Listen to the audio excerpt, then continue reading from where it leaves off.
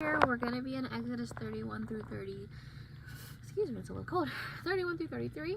Now, I want to primarily focus on 31 with naturally continuing to reach into the other ones. So in 31, we see here that even as God specifically chose Moses and Aaron, he specifically chose these craftsmen for his service. And I thought that was a really cool thing when Enduring Word mentioned it, because it shows that that God supernaturally enabled them to do work for building the tabernacle.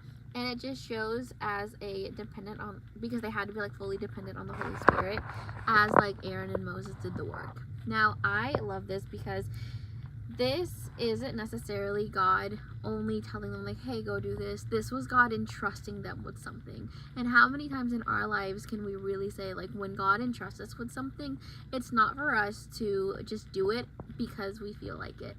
When it's a sign from God, we have to learn that every little like minor detail is being done because of the Lord. I thought it was really cool because it says here, like, God wanted every worker's labor to be blessed and prompted by the Holy Spirit, and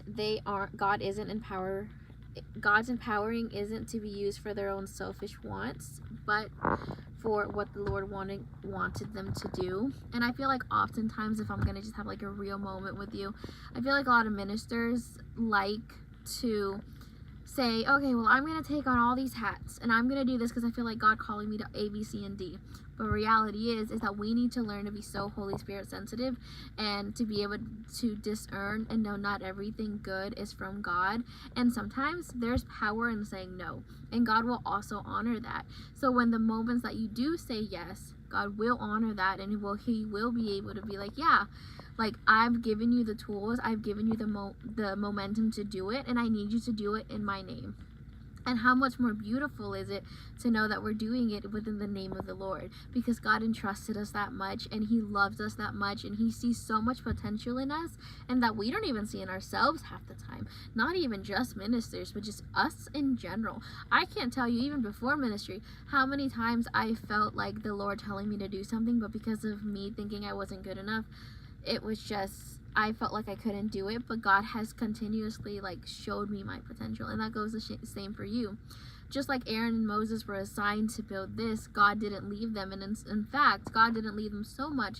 They wanted them to know, hey, I've called you, I love you, and I need you to go tackle this for me, not because I need you, but because I trust you. So when the Lord trusts us, we can't disobey, and we have to do it all in his favor. How encouraging is that? I love that. Go ahead and continue reading, you guys.